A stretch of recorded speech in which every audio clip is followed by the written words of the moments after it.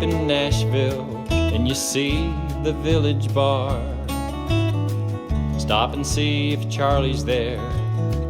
Tell him who you are, and listen to his wisdom, and listen to his stories, and listen to his hopes and dreams, his downfalls and his glories. Da da da da da da da da da da da da da.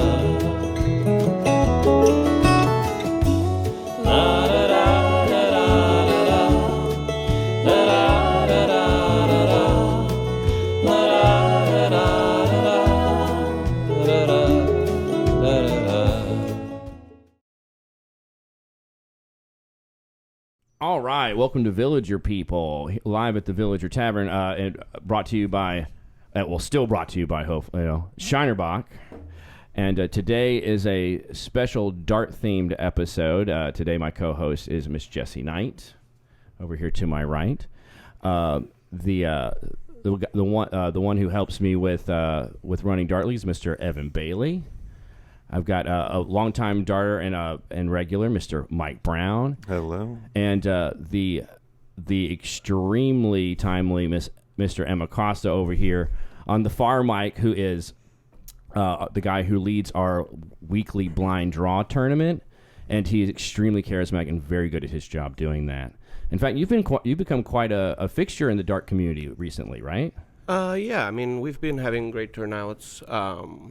So the way this works is you pay an entry fee, you get randomly assigned a partner, and then you run through a bracket, and we have prizes for first, second, third, and sometimes fourth, depending on how many players we have.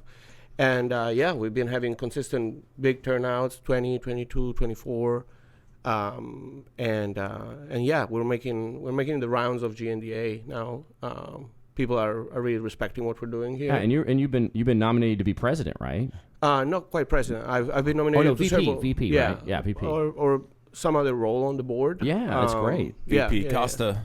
Yeah, man. So we're gonna make flyers, right? We got to make some. We're gonna show up. I don't think it's an election. It is. Well, but it's a small. It's one within the group, right? Democracy. Why have I been knocking on people's doors, telling them to vote for you? We're out here canvassing for you. I think we should make like buttons.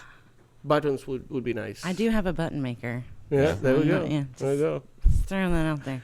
We're really trying to make this sport more inclusive and more welcoming for everybody and less intimidating.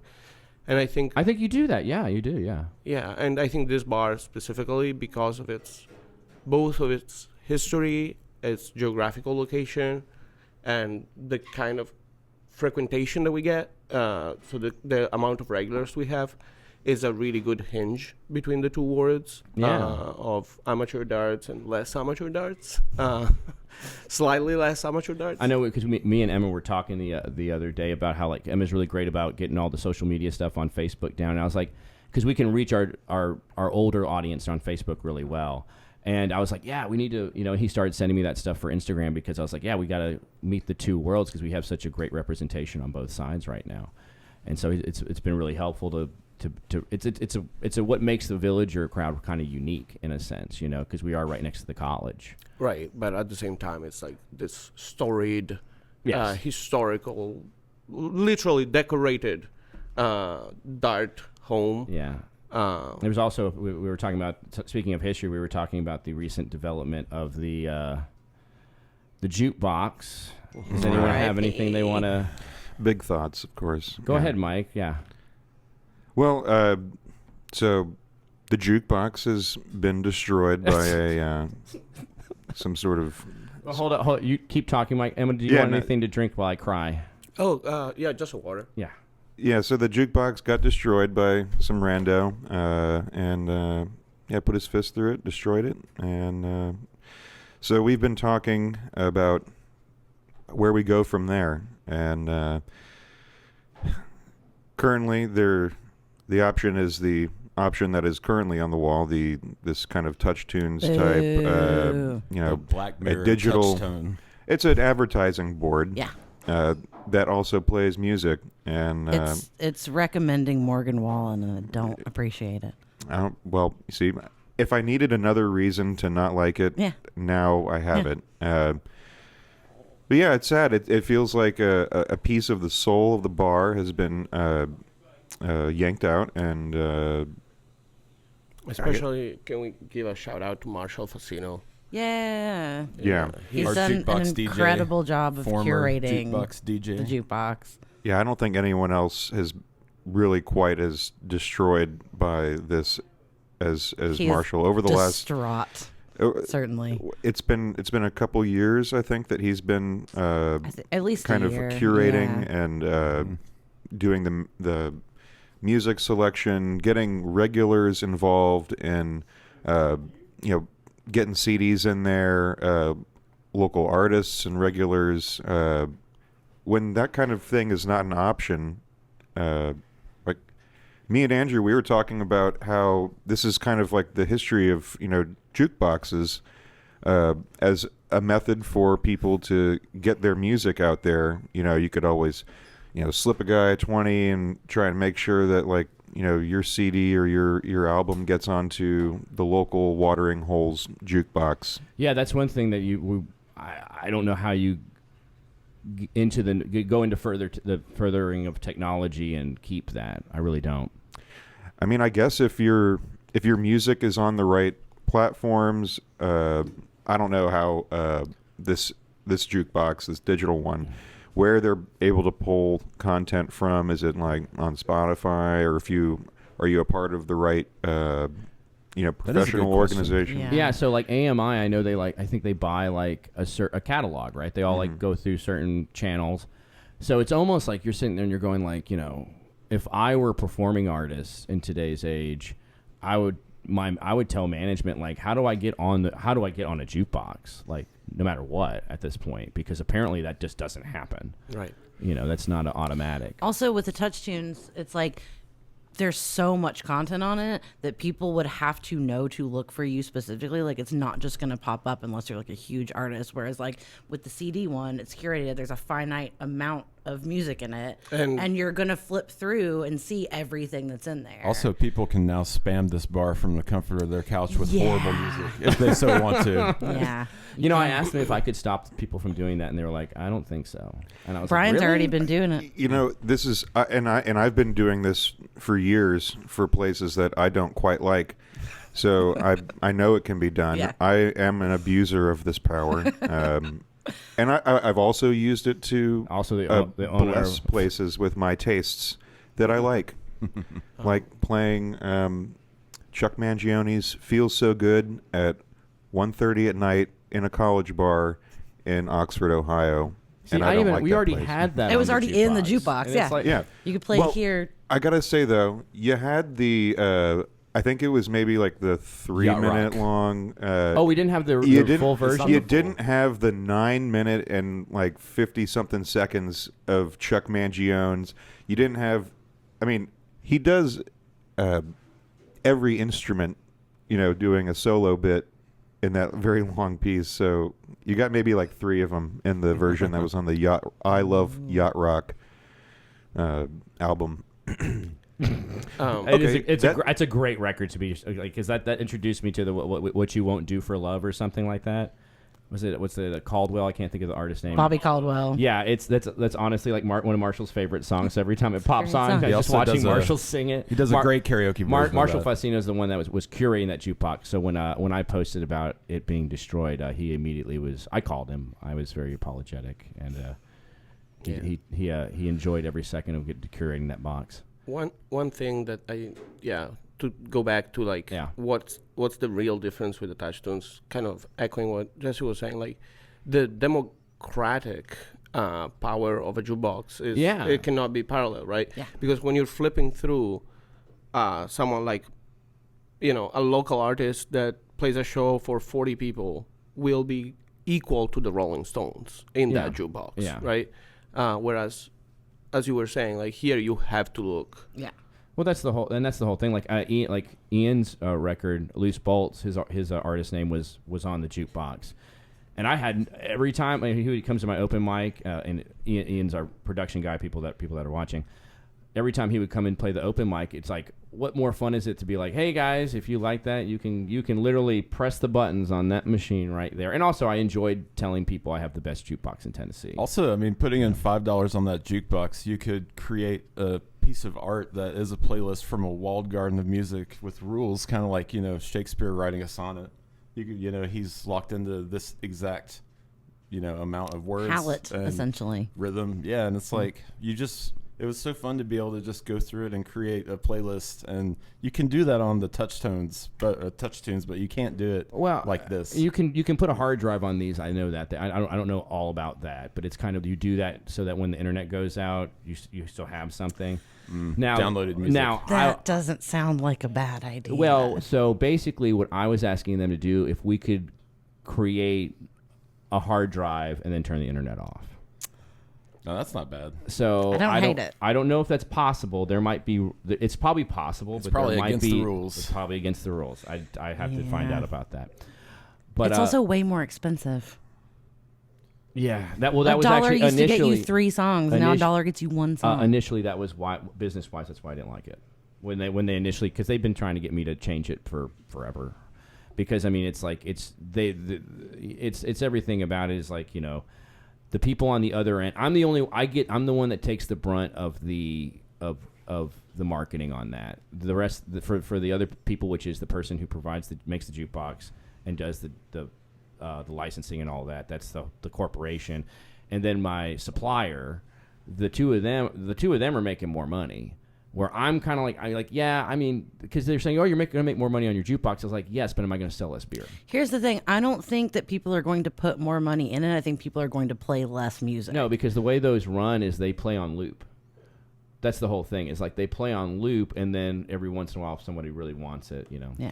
Well, this is making me sad. So, yeah, it is very sad. I feel like I felt like it had to be talked about. So let's go in. So Evan, you're local, right? So how did you introduce to the village? That's my favorite question to kind of start with people out. I don't know if you really want to know that. Really? Yeah. Oh no. Well, I'll give you the nice version of it. Give us the bridge. So Steve Westerhoff, current regular, probably longtime bartender, permanent regular, and longtime bartender. He was the first person that served me beer here, and that was in 2003, 4, something like that. Yeah. And so I knew of this place for a long time, and I mean, I've been coming here on and off for that time period, like 21 years. But got into darts just kind of randomly. We'd come here. What I remember, because I think being a bartender, that it was like, I think I talked to Jesse about doing league or something, and because y'all were coming in together. Oh, yeah, it was pretty much like I signed us up while you were out of town. Yeah, she called me and was like, I signed us up for Dart League. And I was like, oh, shit, we've just been playing by ourselves on this board over here in the back. I was actually here third wheeling on a really awkward Tinder date that my friend was on the day after Christmas. Yeah. And when Andrew was like, hey, you want to join Dart League? I was like, yeah, let's talk about anything to get me out of the conversation that Was I'm that currently friend stuck in. a girl that Ross Wells knows? Yes, of course. I've heard this story. Yeah, I'm not going to get into Ross's story without him here. Yeah, It's so a hysterical story. Jesse kind of sprung it on me, and I was like, oh, I'm not good enough. I don't know if I can do this. And it was, turns out it was Thursday, 11:30 at night, Dart League. Well, apparently having her do that was a big blessing to me, because it's nice to have someone do my stats. You're welcome. Yeah, there you go. Thank you. It's also just fun. It's amazing what we kind of stumbled into there, because I also thought when I was in Thursday League that we weren't good enough to play Tuesday League, and then you find out pretty quickly that it's all bullshit, and it's just bullshit. You just come, anyone can play at any point. And that's what I think is so great about the game of darts is it's like how we were talking about how the community here is a melting pot of ages and stuff, that the skill level is kind of the same way. 100%. Where it's like people are just coming together to because darts is kind of a ruckus sport in the sense of it's a vibe. Yeah, it really is. That's what I love about darts. The vibe is very it's just not. Our Dart League is pretty special in that way. It is. Yeah, it's it's about hanging out, having fun, and just being there for your team, and winning is kind of further down the list, I'd say. I'd like to add that Yeah. like there are places that have house leagues where there's a lot of gatekeeping, I think. Yeah, because and you said Yeah. you were Like- telling me you played dart leagues before coming here, right? I played darts, but not in a league. Yeah. When I was up in Cincinnati, but it was. I mean, even if you were to go and join like house leagues in some other places around town, you're not going to get the spread of skill levels. And I think that there are some places where you're not going to get people who are really good who are willing to or want to play with people that are just getting started, and That's what I thought. that's a neat thing. That's what I always thought was the Yep. genius of my dad doing setting it up with the draft. Yeah, Is therefore it's genius because like people like signing up by themselves. They don't have like necessarily putting together a team. Yeah. When they're new or when they're just trying to go to the bar and have a good time. But it also that strategy also gets them in the door easily, but also forces them to play with people who are much better and also or maybe we're not very good. And it really kind of, I mean, I don't know. Am I like, this is obviously like when you got here, like how experienced were you with darts? Oh, I had lived in England, and that's I right, yeah. might have thrown one game of 301 single in, double out in my lifetime before coming here. Honestly, no, it was here. Like it was on board too. That's crazy. On board too. I remember that night. We had an event that was called the Villager Idiot. Yes. Oh, you I played in that? forgot that's That's how how you Emma started got into it. coming. Village or idiot, like novice tournament. And Jeremy. Yes, Yeah, and exactly. Jeremy, Me and Jeremy Benedict. Brian Shout out. played in Brian it. Bri- But he played had it, been but he in had league been- before, which is like Yeah, that was. Yeah, but he didn't come on. win, so. that's- Yeah. he gets a pass. Yeah. And that was an incredible event that Which- I'm really God trying bless to him. replicate. Yeah, and Emma has a banner that needs to go up that's sitting in the back. I can't wait Yeah. to do that. Yeah, But- I'm on that banner too. I got yeah. two of them. I think But- Evan's got a banner going up too. Yeah, actually, we're waiting on Evan's banner. 'Cause I'll believe it when I somehow see they it. still have not supplied the like. They tell me it's in the queue, and that's Yeah. It's But- a banner. So now my GNDA team is comprised exclusively. So we are. you were the first person I can think of since I've been here that has put together that type of team. Yeah, and it's a team that is exclusively composed by people who have started playing darts here. Has played at least 2 seasons. We've made a rule actually. Oh, you have to have shit. played at least 2 seasons of Villager League to be on my GNDA team. That's power closest. I went Phantom Cheers you to that one. That's freaking awesome. Yeah. So because playing in Villager League is almost a guarantee of a certain kind of vibe that you're gonna have, that you're not gonna be a jerk, that you're not gonna be obsessed, but that you're still gonna try to play Yeah. your best. For sure. And so yeah, we've put together, and we have Charlie Webb, who I kind of initiated to darts the same way. Charlie has gotten very gotten good. Yeah, so good. he's now he's like the MVP, right? back to back. Back to back. I mean, that's C what a division. statement. Yeah. Back to back MVP. Yeah. And you know, we have up and comers like Sienna and Katie who have joined, and yeah, And you might actually end up keeping Sienna at this point because I thought she might like be not to Yeah. get too much into her personal stuff. yeah, But well, we'll see. yeah. But right now they're both on the team, and we're happy about that. Yeah. But yeah, I was actually I think it was talking about Charlie. He'd been playing here for so long in leagues and stuff, and then I remember just I think maybe it was one of our league tournaments, you know, one of our end of the season tournaments, and he was like going all the way down the board, and I'm like, Yeah, he finished third. yeah, I'm like what the. I was like, superlative Yeah. tournament. Is that what you're talking about? Yeah. he's so. I guess he's kind of unassuming in the sense that like you never have. It's like normally you'd have like people like touting that like someone is very good at darts all the time, but he's very low key about it. Well, he also came on really strong. His ascendance was very quick. You know. How what I mean? so? Yeah, go ahead. Like what? I mean, he just one day, you know, when we were playing a summer league actually, and I'd seen Charlie, throw just like for fun on a weekend night, and I was like, he's got some potential there. And then a month later, I'm like, okay, he's hitting tons, and he's getting month? Wow. yeah. Yeah. Potential to tons. And he got drafted by one of our friends, Kyle, who moved to Boston, but Kyle said, he's gotten a lot better, and I was like, really? And then he got even better. So he's really And now done- he's regularly beating Kyle. yeah. But yeah, no. Another shout out is Kyle Philly.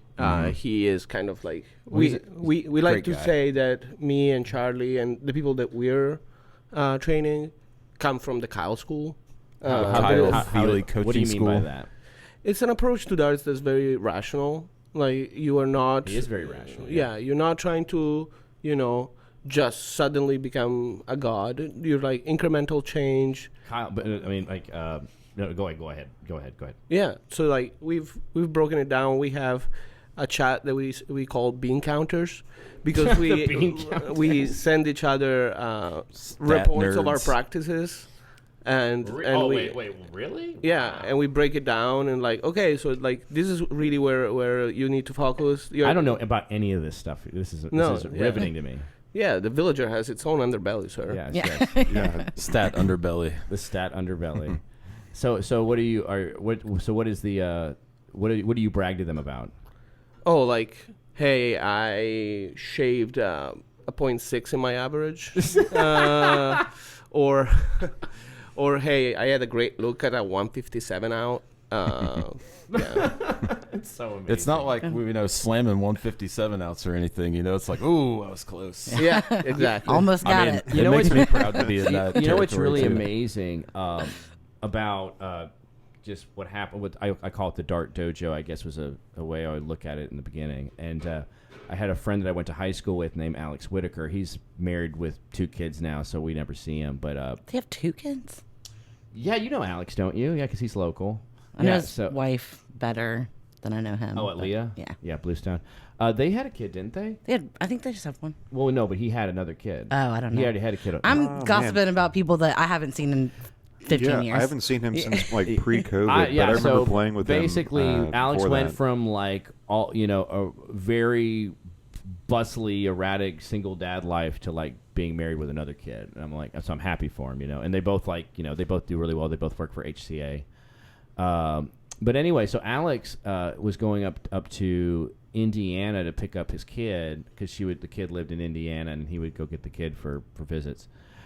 And he said he stopped at this, and I introduced Alex, not introduced him to darts, but I got him involved in Dart League because that was my mission when I first started running the bar.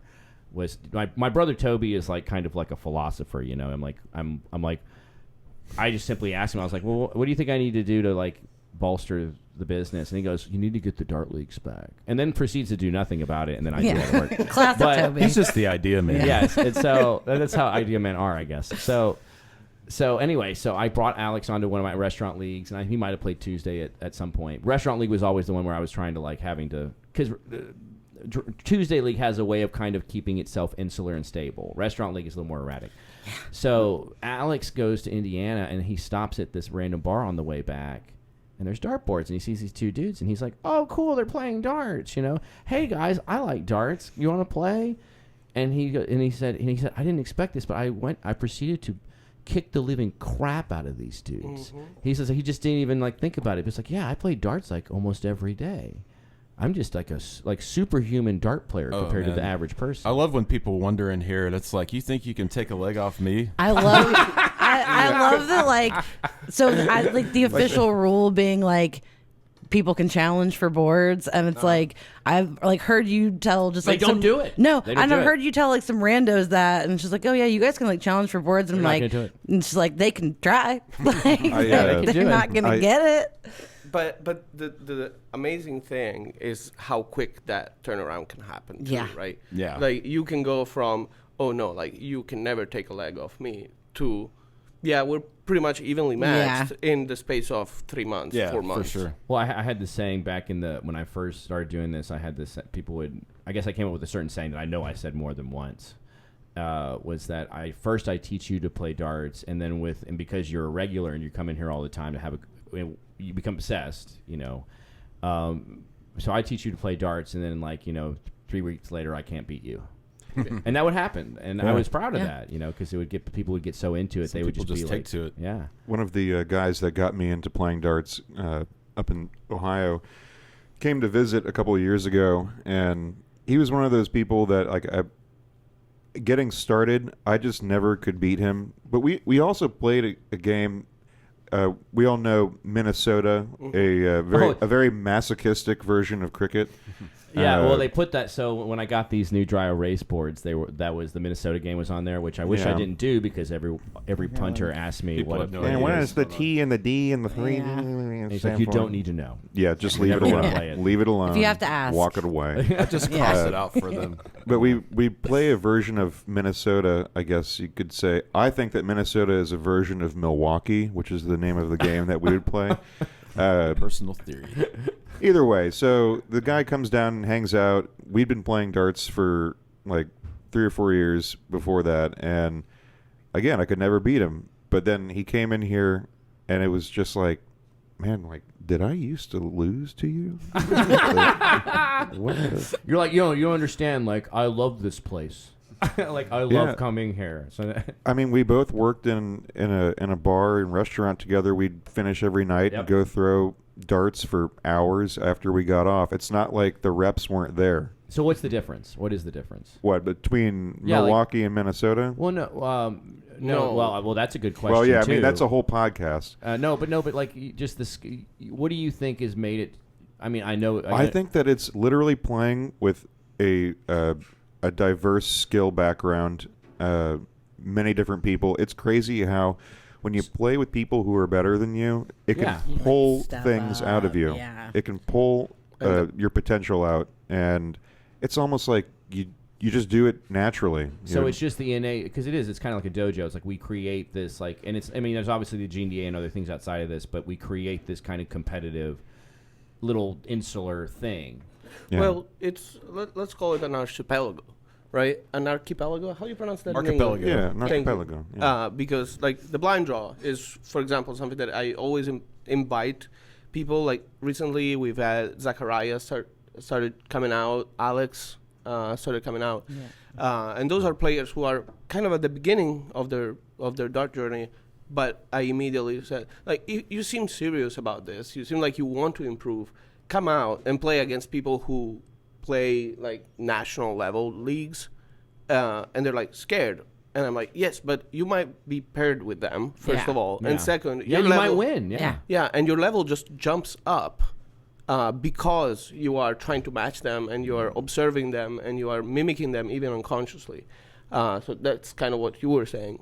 Observing really, top flight dart players is one of the things that helped me grow as a dart player, because what they do might not work for you, but you see what they do and you kind of like, I'll try that out, and it kind of leaves you with a little tweak here and there. Who do you think you've watched play that you've kind of been inspired the most by? Like, honestly, the person that I first watched that I thought was really good, and I was like, oh, I'm going to try that out, and it kind of worked for me, was Dagan Cruz. yes. And I just noticed, Mr. Villager. Yeah, I mean, he's such a great guy. There's a newspaper article that's with his picture. Yeah, I know. Mr. Villager. It's right by the door, isn't it? Yep. But just watching him and what he was doing kind of helped me to solidify what I liked, because I was kind of searching for, why am I doing this? And then, I never had watched professional darts in my life at that point. And then watching Dagan throw, I was like, I could try that out. And then it really was a big jump, just like kind of combining what I was doing with what he was doing, because I just saw, how consistent he was, and that's what I wanted, So that's definitely helps, I'd say. What about you, Mike? I miss playing darts with Dagan a lot. He's great like guy. Great guy. Like, he was encouraging. And, I really want to have him on the show. I need to reach out to him. That would be so Probably much do it. fun. I mean, I think that there are some people, I don't know, people that who I've tried to mimic and who I've tried to. Well, I mean, I'm not trying to toot your horn, Evan, but like you're kind of like Charlie. You're kind of like a quiet, like you have a grace with cricket, and I think that we're very much on the same level when it comes to like cricket strategies. Playing with you on a team, you keep a level head. You never lose. Like, what do you call it? The game's not over till it's over, kind of a situation. Yeah, for sure. I mean, we've played games together against other like really good players. Where I remember one, I think, where we came back on bullseyes, just smacking bulls. Like, I think we came back, had to hit 7 bulls to to get back and then finish a game, and we did it. And I don't think I could have done that with any other partner. Never give up. Yeah, never give up. It Yeah, is- you have your that blood is running rather cold in those veins. Oh yeah, I mean, there are some times where I feel like I do never give up no matter what. But some nights I'll get frustrated, a little bit with how I'm throwing, and it's like if you persevere through that little dip, you're all good. Just gotta keep going. What were you wanting to say, Jesse? it's just crazy how people will spiral sometimes. Like, Oh yeah, it's people get in their head about psychological. it, yeah, and it's like they'll throw like one or two bad shots, or they're not throwing as like tippy top good as they think that they should be. Oh, yeah. and they just lose their shit My rule completely, is- and then it just tanks their game. I will, if I throw, one bad turn. You gotta shake it off. Well, from the time I walk up to the board and grab my darts to the time I'm back to the Aki, that's it. Yeah, You know, I'm not gonna say that I'm not guilty of it occasionally too, Yeah. but no spiraling behind the line. yeah, I try to just Yeah. No, Yeah, I need it's, to put that on a shirt. it's a That's very funny. mental game. yeah. Mental is probably 90% of it. Yeah, Yeah, for sure. If you believe you can do it, you will do it. Yeah. You're playing yourself up there. Well, you can also, there are ways to like psychologically fuck with your opponent too. Oh yeah, absolutely. Like you can definitely get into people's heads. Oh, come on. Oh, Come on, I Jesse, got. please. I, So like if Yes, you, please. if Everybody's you're psychology playing moment for Q-Tip, Jesse. for example, it's like everyone knows his strategy is just to point your ass as much as he can. But if you do it to him first, I'm gonna it drink the rest of freaks this him pitcher out, while and she he doesn't jars. know like how to process that. So if you Q-tip, it'll knock him off of his game psychologically, and then you can just use that to your advantage. Also, and just take Zachariah, him down. who Emma mentioned, he and I will be paired in cricket for the summer league, and we discovered it a little late in the season, which sucks. But if you just have him ram bowls constantly from the start, which is a flip flop, and I think Mike might have given him the idea. Yeah, It's because amazing. he's a great bull shooter. Yeah, he can hit those bowls. And was- so Yeah. the other team is demoralized by these 50-point turns Yeah. constantly. yeah, Yeah. No, that was so funny. I think that was actually a. I don't think he understood what I was saying there. I was like, At first, maybe not. He just ran with it and it worked anyways. what I was kind of trying to lead him to was that if you have numbers that are open that still need to be closed, but you have to get bowls to get points, and then get a lead on you points slop again, into 'em. then you can slop into them.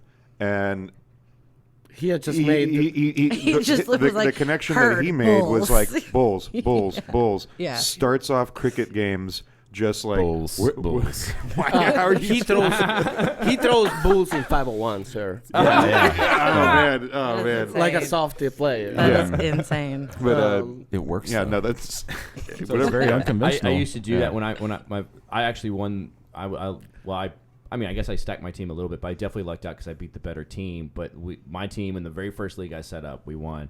But a thing that, and I was not the best player, and I was maybe the fourth best player.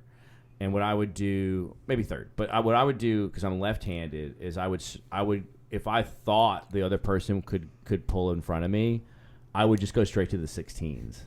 And just start hitting them, and they'd be like, Smart. "What the fuck?" That's so like I the would, left-handed 15. and I'm not a really consistent dart player, but sometimes I would really hit like a shit ton of them. I can hit tons of 15s. That's like the mirror image right there. you Yeah. know? Andrew, is Toby left-handed too? Just out of No, curiosity. Toby's right-handed. Interesting.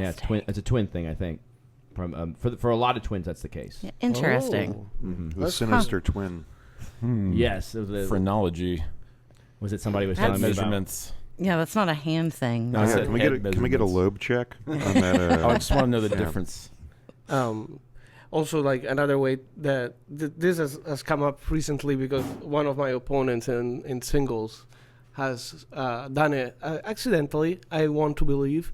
But there's a famous player, James Wade, British player. I've heard of yeah. He intentionally eats burritos before games and then proceeds to expel Farting air up the joint. at the line. Expel hair. Air. Okay. Oh yeah, Foul He's air. farting. Oh, I see. I was being. No. I'm just slow.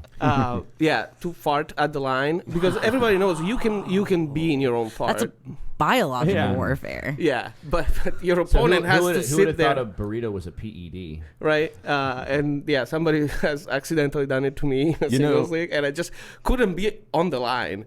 Like Oh, wow. I couldn't throw. I can handle tons of noise. I can handle people kicking my back foot. I don't know if I can handle that. Now, since we do this in a bar, there is a perfect chemistry to, like, I guess the drinking aspect. Do y'all feel like there's a perfect amount of like Yes. beers you can have? It's different for everybody, I don't but know. there is a Sure. sweet Gold spot. standard, I There's- feel like, is 2 drinks. About 2 is Yeah, most everybody common. says Yeah. about 2, but I've recently transitioned to sober darts. Yeah.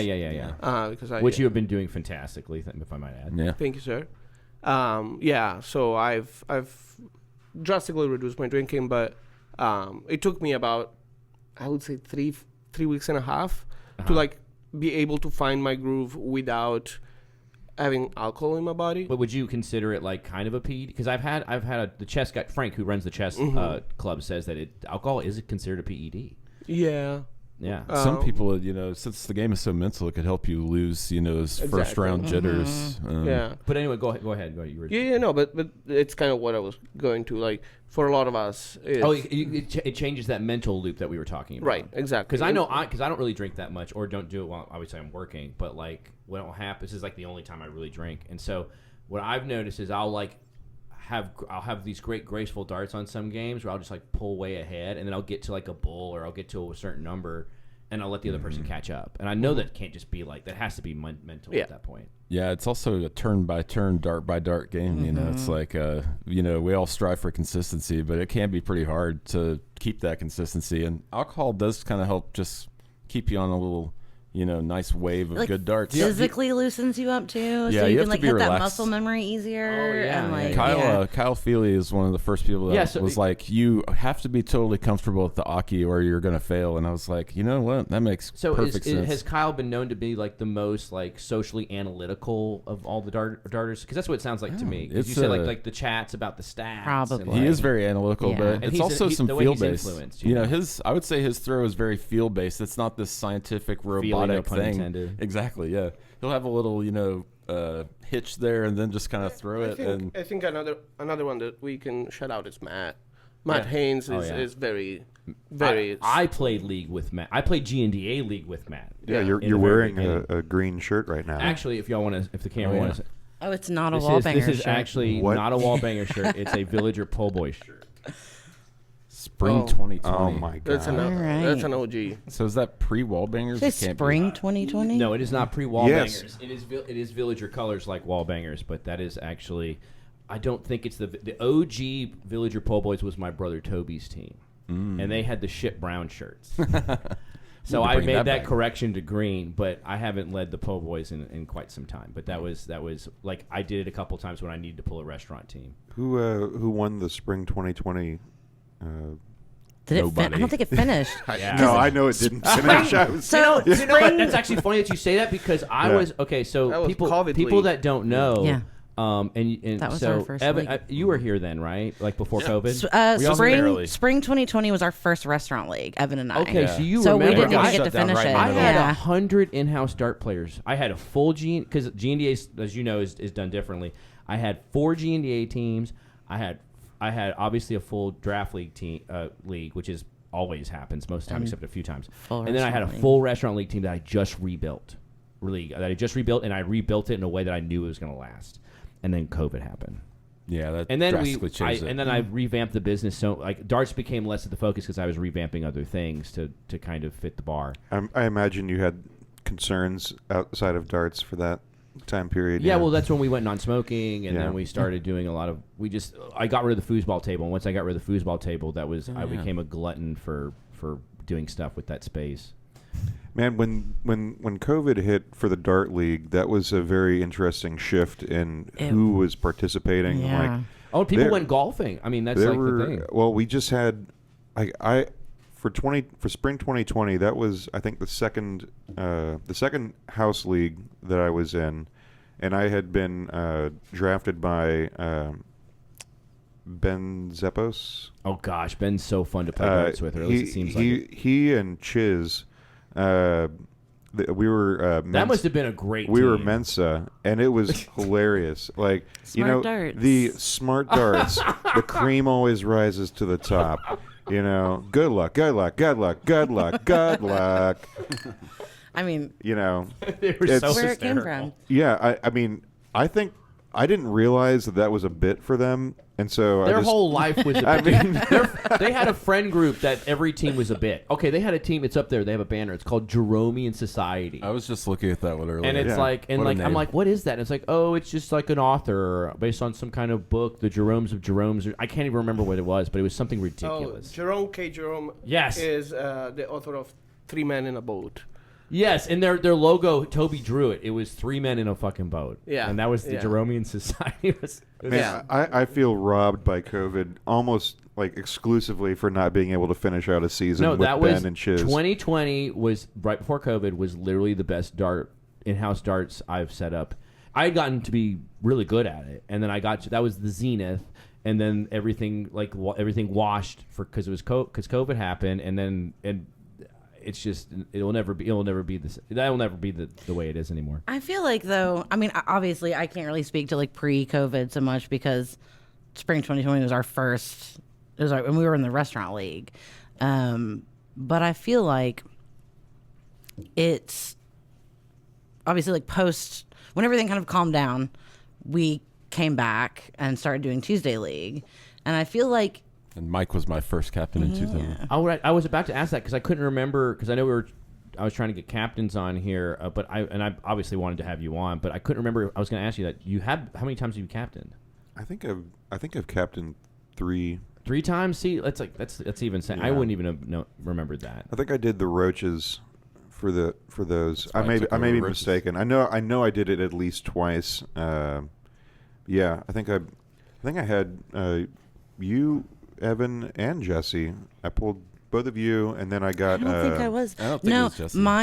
because my first captain spring when we came back from COVID was Dagan. You know what it was? I think I took both of y'all for like my second one because I had a problem with people not showing up, and I was like, you know what? You know who will show up? We don't have shit else going on. Our couples. Yeah. It is yeah. amazing Yeah, how and, hard it and is on to top look of back. that, good. So it was like, all right, cool. Evan and Jesse, and I think I took B and Jacob as well. Oh, so you did it too full. Oh yeah, no, because I do I remember that. wanted folks to show up. I got screwed over in my previous one with Very Mensa of you. smart darts. Yeah, smart The darts. cream always rises to the top. Trying to like think back to every dart team I've been on. It's like all this It's big jumble. I'm like mentally running through the shirts that I have. Yeah. and I mean, I'm That's just why like, I was actually like, what surprised. teams Emma have I did. been on? Emma wore a dart shirt. I thought about wearing one and then I didn't. Well, Emma, do you so- want to show him the back of your shirt? Yeah, in 1 second. So I wanted to give props to Eric Bonnickson, who's been not my first captain, but the first person to actually Eric is- show me. And also the how to funniest person throw. to walk in the door at any Oh moment. my to throw? god, he Yeah. kills me. He's amazingly funny. But he was on my first team, which was Nate's Dart Devils. And then I was a Dart Devil. Then the season after, which was my second, I was drafted by Kyle for his 0 Dart 30, which we never got a Is shirt an for. incredible name, and you wouldn't let them use it. Wait, what? Wait. You okay. said they had to be rude dogs, which is objectively made up the bad. team names for yeah. each team. Hold up. I'm sorry. I have to run a business here. But the no. So my dad only had it was only 4 teams, but there were branded teams like a sports league, like fire, ice, rain, and then what was the I can't remember the last one. Yeah, Anyway, this one had Wind, a lot I of think different Wind. ones. But so y'all were technically named Rude Dogs, but went by a different name. Right.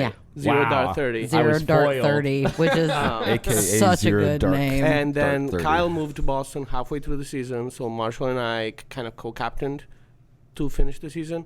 And then I took over and I created my team, which is Flight or Fight. And This is such a great shirt. Yes, and they're sponsored by Underberg. Oh, that's Now- the one that doesn't have the stabby. oh no, did I?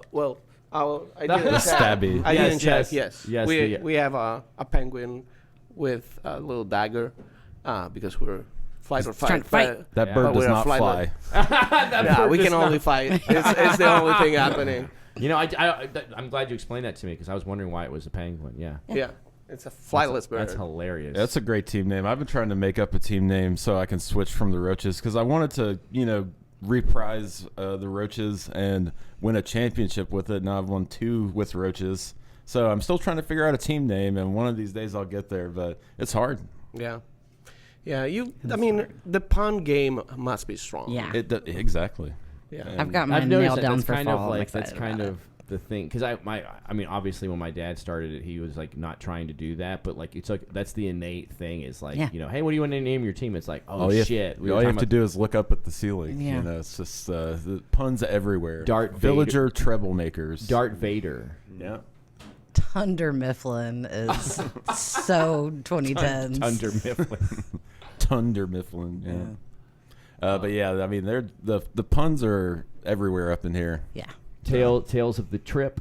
That was Oh man. the Dagan's team that I was on. Actually, Matt's team before Wallbangers, I think it was his first time captaining, which is over here. They won. Since they won, I was surprised they changed the name. Was Black Abbey is 5 Count Friars. So I see this banner all the time, and I've been meaning to ask people who were like here because I wasn't here back in 2016. I would come in occasionally and wasn't playing darts. Who is Chainsaw Adams? I noticed it one day, and I was like, "Holy shit." Her name is Alicia, and her boyfriend at the woman. I love that it's a woman. That's so yeah, exciting. that's a woman. That's so much better. It's so sexist of us to assume that Chainsaw Adams is That a is man. incredible. I can't. I'm actually ashamed of myself. Yeah, what do you That I thinking? assumed that it was a man. Well, I mean, you never asked Fuck. Matt. So Chainsaw's Alicia Adams, and then her boyfriend was DJ Perkins. Nice. And they had been together for several months or so, and I think they had a long distance relationship before he moved here. And yeah, they were. And he was like, he had dreads and had the whole like kind of like white guy Rastafarian look. And Was he a Captain Jack Sparrow lookalike too? Because I remember that guy. he was blonde. He was blonde, never so mind. not quite, but he Never had that mind. kind of vibe to him. He had that look. He had a look to him. You know? Okay. And like he could be Caribbean, I guess is a good way of putting it. And so the two of them had But- joined Matt's team. And who else was on the team? Robert Dzinski was amazing. Does any do y'all remember? Yeah, y'all remember I don't know. Robert, right? The only person that I know on so. that Did entire Robert list move is before Matt. COVID? Y'all not know Robert? Robert was I know. insanely good. I feel like I knew a Robert before COVID, but it's So Robert Big muddle. Dzinski, if you ever talked to Dagan or anyone, Robert Dzinski was like he was the other. There was Dagan and Robert were the two best dart players that were born here in the dart room. So and Robert moved back to Michigan, I guess, before COVID. And he's married now, and I can't. I think I talked to him once. He's like, I can't even remember when last time I threw a dart. Well, I mean, you have quite a story. Like, I mean, Chuck wasn't born here as a player, but Oh, Chuck Pankow was amazing. Does he live in town still, or he moved back to Florida? I think he's in Florida, and I have never met him. He But had I have been trained by every single good player that he's trained now. I wonder if he's still with, like he's what's my her name? grandpa in darts. he was here. He played darts here a lot, and he was. If people at home, Chuck Pankow was a touring professional dart player, and his family were elephant trainers Whoa, for the zoo. that's Wow. crazy. That's Yeah, very. I don't cool. know if they moved to Nashville to do that or what the case may be, but I think he's from Florida. His family's from Florida, and he had a stroke here. He had a stroke. He was actually playing a blind draw, and he had a stroke. Holy shit. Afterwards, I'm pretty sure, or maybe he was shooting funny, but yeah, he had a stroke, and then eventually he kind of retired from Nashville and went back home to Florida. Dang. Yeah, that's crazy. he went through. It was miraculously strange where he would come in after the stroke and he would still hit triples, like dead on. I mean, sometimes But it's he would hit random numbers. He wouldn't like hit like What he would- wanted. Yeah. just the triples, not the right number. Interesting. Yeah, it was. I never seen anything like it. Damn. You know, it was miraculous, but yet obviously sad. But he Well, was at least he amazing. recovered somewhat. Yeah, I mean, it wasn't so. It affected his cognitive function more than it did, like I guess his Like mobility. physical. Yeah. Well, let's also not put people's medical business Oh, on the Yeah. internet. Yeah, Yeah, maybe yeah. we strip that out of the. But out no, of the Chuck, edit. Chuck was a long time regular, and he also was an amazing professional dart player and taught a lot of people how to play darts. He was also the president of the GNDA for like many years. I can't remember how many exactly, but I think he was the president when I first started running the bar. And also, I have heard people talk about how he shot darts, and it's so idiosyncratic, putting the flight right above your eye. Oh no, he had a shot that was like, and so very it's like articulate. that. A pro would be like, "Don't do that," but then was good enough to be a pro. So it's like, just follow your own heart. In darts. I've never seen a pro say, "Don't do that." I've only heard pros because I've been hanging with pros lately. I'm just saying, like for the the perfect. Been hanging out with form. pros lately. It's no big deal. Sorry, Tradition- no, that's not how I Fine. meant it. That's not how I meant it. I'm sorry. I guess the traditional approach. I guess. Yeah, but every pro will say no, like what Kyle was saying. Like just Yeah. do you whatever. you floats gotta your make boat. yourself Yeah. comfortable at the line. You gotta be like, if you can't stand in your stance for more than 30 seconds, you shouldn't have that stance. Right. All right. So we're guys, we're getting to where we have to wrap it up here in a minute. And there's two things I want to do, and you've been amazing. This has been, I mean, it's eye opening for me, and This I'm the is one the that best sees you all the episode. time. I mean, Yes, this is it. They have monopolized greatness at the Villager People podcast. So, Mike, you brought your props because Mike wasn't able to be there for the props. screen Yes. testing. Yeah, I didn't know if this was like still a thing, so I kind of. I love that you just did it. Ed. I You grabbed- just- I'm one of those people that has just some random crap on I- my windowsill above my kitchen I sink. thought that wasn't- your it wasn't baby the was your propeller. prop. No, I really thought that would have been kind of ridiculous. He sent us a photo of a propeller. Yeah, A propeller from I what? have a propeller. a prop. From Well, that was the. what's the propeller from? I don't know, something that needed to get propelled. I How? think. What's okay? I Like don't know. how big are we? It was like it's like this big, and I don't think that there's any airplanes that are like A boat, maybe like no, a small no, boat. It's definitely not the kind of propeller for a boat. It's like for some sort of aircraft. I don't. Who knows if it's Interesting. real? Is it for a giant hat? You got me. Whee! It's for my little goofy hat. Yeah. Whenever I don't want people to bother me, I just put my hat on with a giant propeller, and people are just like, "Oh, that's so sweet." Stay away from that guy. Yeah, I'll go to the touch tunes. I'll be back. Yeah, leave me alone. It has the diameter of it keeps people away from me if it spins fast enough. It's a social distancing hat. Yeah. The COVID flashback. hat. yeah, I need air movement. I need airflow. Get it away from me. Your ill humors. Go gadget hat. Oh my God, it's right about the size. yeah, I could just take off. I need to fix like some bicycle handlebars to it. And Yeah, just wait. put it onto like some Halloween. All right. Yeah. So what have You you gotta. what have you actually brought? Yeah, no. So I grabbed some like random shit off my windowsill above my kitchen sink. I have a very small. I have a miniature statue of President Warren G. Harding. The G stands for Gamaliel. Is there a reason in particular Our that 29th president. you picked? No. Why do I have a small statue of Warren G. Harding? And not another president. Yeah, exactly. I went into this shop, and next to the cash register there was a box of little tiny presidents, and Was this in D.C.? That was going to be my next question. no, Were it there was- other it was presidents at, available? Is that joint off of 8th over it- by Zany's? So it's local. Yeah, it's Yeah. local. I know the. I it know used to be pre to postmodern. Pre-postmodern. I don't know if that's the name of it, It's but called something different now, but it's the same.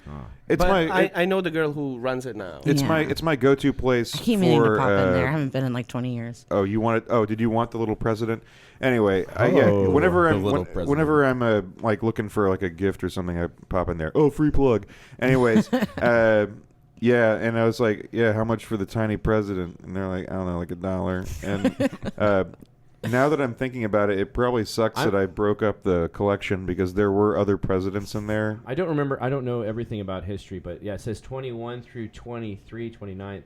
Was he Yeah. only president for 2 He years? died in office. Okay, yeah. And then Calvin Coolidge assumed the presidency as our 30th president. Cool cow. Wow. Your The response to business this, of America is Evan's on the business. same wavelength. Yeah. So you were saying there were other stuff next to the camera? Oh yeah, no, I picked up the FDR, the Warren G. Harding, the Van Martin Van Buren because I'm as a Seinfeld fan, I needed to be a Van Buren boy. A Van Van Buren Buren boys. boy. Yeah, And I think I also got Coolidge. I just needed to like. You got some really minor presidents, didn't you? Yes. He's all about All the it. deep cuts. Well, if you're into banking history, Martin Van Buren's really important. I do love some And banking. also, honestly, If you're the into rest of those incredible guys, hairstyles, yeah. also. And chops. You know, sideburns. fun fact: Martin Van Buren, only U.S. president whose first language was not English. Whoa, Yeah. Dutch. Yes. Really? I did not know that. If I'm not mistaken, I think he's the first president born not a British subject. Cool. And he didn't speak English. Now I know. This episode is about presidents. You know. Presidential All history. right, and he Yeah. also Mike also has a weapon next to I have a weapon. It's love this a thing so thick much. nickel, also known as a thnickel. I saw a flyer. It had a QR code, and there was a story on the flyer about a guy getting attacked and only being able to defend himself with 2 measly nickels. So he started to mint thick nickels that were substantial, and you could use them to defend yourself. And I think that the guy's face is minted onto the nickel. Oh, it's and definitely got to be that guy. I think that Evan, the guy's name is like Terry Nichols or something like that, which is pretty fucked up. Because that's the name of one of the guys that Oklahoma blew up City the Oklahoma City building. Anyways, so yeah, that's my random shit that I put in front of me because I thought we're supposed to have props. Man, when you showed me, then when I saw that you brought those, I was like, amazing. Mike is on it. I was gonna bring this owl that was made out of a gourd. Well, that's because a- I thought we were supposed to bring Well, a that's prop, the funny but then thing. I woke up too I early. only made that a random stipulation during because we test because Mike wanted to be a host, so a co-host. So like I camera tested. The first episode of the season is a camera testing of all the co-hosts. So Mike couldn't make it, but he was showing us like the propeller and like because I said, hey guys, bring a prop, and some people did, some people didn't. But when he showed up today and he had the props, I was I want to see the prop. the property prop. Oh yeah, no, I shot you like a picture of me just With the sitting on my propeller. couch with the propeller in my lap. Sorry guys, Yeah. I can't be there, but here I am with my prop. Yeah. Oh well. All right, so the last segment, which my editor keeps on saying really turns the screws, is a tarot reading, and I don't have to do the reading today because my co-host Jesse Knight is actually inspired me in the way I do some of my readings. Did I really? That's yes, sweet. I didn't know about cards blocking other cards until you. Yeah. So do you want to go choose one of the decks behind the bar? Yeah. Sure. Yeah, go for it. Cool. And then I'll let you sit here, and you're gonna do Evan's first ever tarot reading. Oh, wow. Man. She's too biased. I might be too biased. Oh, who cares? Okay. Where are they? They're on top of the microwave. Where's the microwave? Behind On the bar. right of the fridge or the freezer. On the left of the fridge. Well, yeah, that's the second time I've done that today where I said the wrong direction. Well, we think of behind the bar in the opposite way of you do. Yes, exactly. I'm Mirror always image. looking out. Well, you always have to think about what the person's facing, right? Right. That's the thing is like you're never if you don't think about if I'm facing this way, so it's like No, she's facing that way. But, I mean, it is objectively to the left of the fridge, but usually you're giving your back to the fridge. Is what I'm exactly, saying. yeah. You said we're gonna switch. Yes. seats? You're going to sit here. Okay. I've actually been really wanting to try this deck out.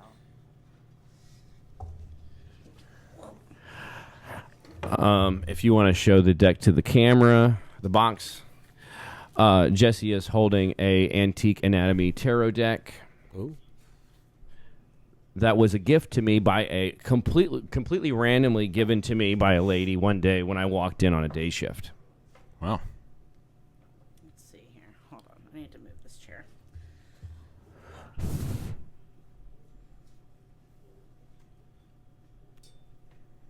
So what style of what's the construction of this reading going to be? That's a great question. I guess it's up to you. Oh, I just want, a simple, Oh wait, that might be Direct to I the- switched them. Okay. point, not too in-depth reading. Just because I I feel want to like smoke I cigarette. have no opinion. Oh, okay. Hold on, let me grab them. They're probably just outside the box. okay. I was like, So I got a heart out because there's other podcasts I got to go do someplace with my baby at home, and so I just wanted to holler at y'all and say goodbye and thank Andrew, of course, for letting me come on to the podcast today. It's been a pleasure hanging out with y'all, and hope to do this again. Yeah, man, heart out. Yeah, so take care, everybody. It's been fun. Bye, Mike. Yeah. I'll walk you out.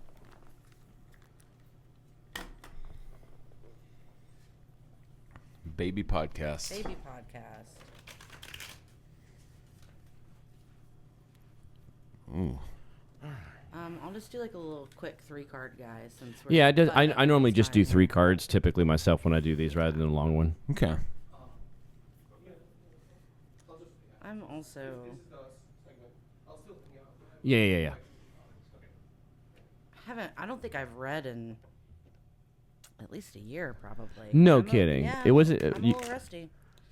Well, this should be exciting. Yeah. Antique anatomy. Mm-hmm. They change them out. So like there's rod. So instead of rods, you have what is it? Rods. No. Sorry. So instead of wands, it's rods, and instead That's of probably why I've never heard of rods. so instead of cups, it's elixirs. Some decks are rods sometimes. Interesting. Seems one of those things you would never change. Years ago, way before I started learning, when Ashley was learning, my best friend, Ashley Conley, she was like having me help her study, and I just like wasn't familiar with the deck and wasn't familiar with the suits, and I guess wasn't familiar with the typeface on like the original Rider-Waite deck, and I was like, what the fuck is the King of Waynos? King of She Waynos. was like, that says wands. But then that became like a big inside joke for years between me and her. Sounds like King a of kingdom in Waynos. Westeros or something. Yeah. So. Whoop. Do I need to do anything? Yeah, you can cut this. Just stack them back up however you want to.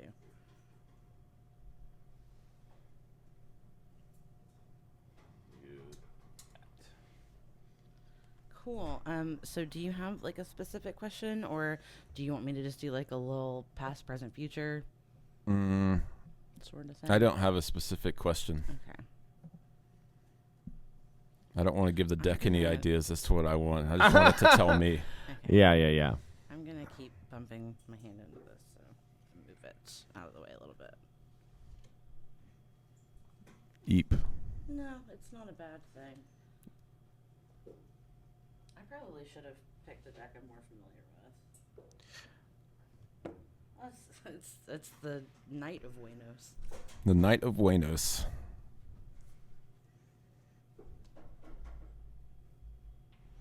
I'm just seeing a lot of skulls. That's all I see. Yeah, that's just. Yeah, it's a the theme of the deck, yeah. Oh, okay. So. Oh, ancient, or not ancient, antique anatomy. Phrenology. For knowledge and Head measurements on size.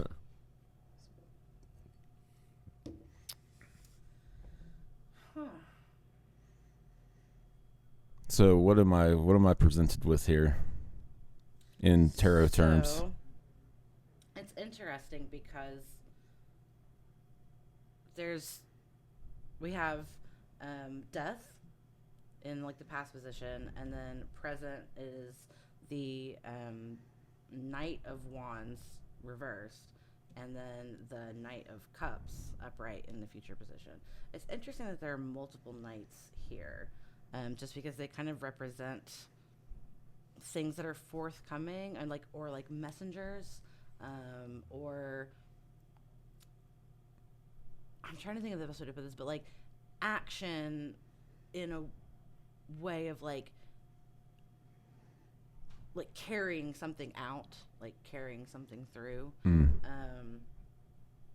So the death card in the past is interesting, because even though a lot of people think that it's like a scary card, it's really just kind of about like cycles, things ending so that new beginnings can happen. Change. And me.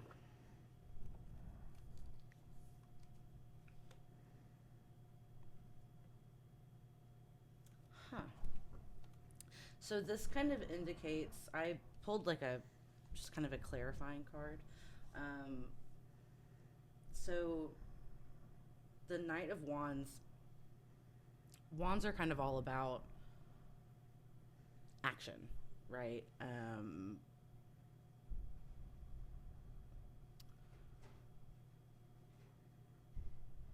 It being reversed, I don't necessarily always read reversals as like an inverse of the meaning. Sometimes it can be just something that you're kind of like internalizing. But sometimes it feels like that. If it feels right that it's like kind of an inverse, then you just would read it that way. So it does kind of feel like a stalling out, maybe like a lack of action, a lack of like moving, especially with it being the night. There's like a lack of movement, a lack of action, and pulling the Two of Cups makes a ton of sense because the Two of Cups is also kind of like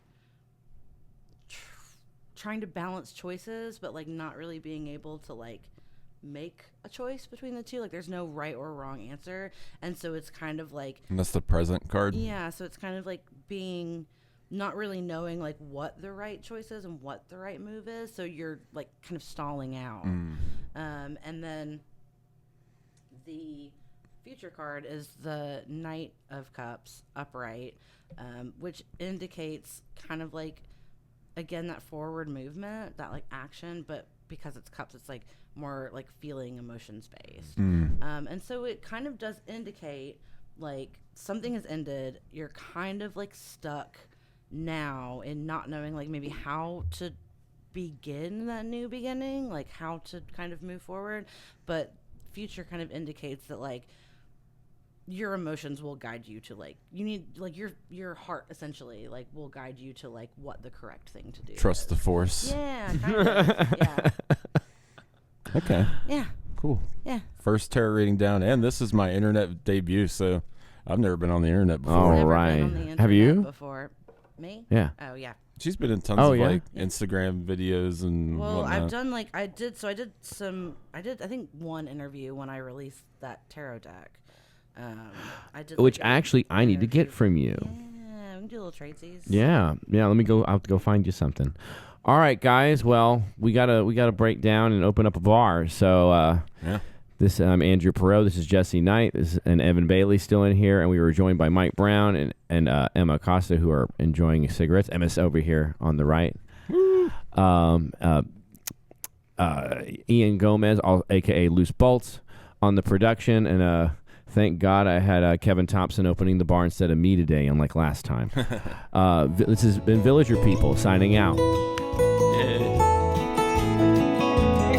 So if you're up in Nashville and you see the Village Bar, stop and see if Charlie's there. Tell him who you are, and listen to his wisdom, and listen to his stories, and listen to his hopes and dreams, his downfalls and his glory.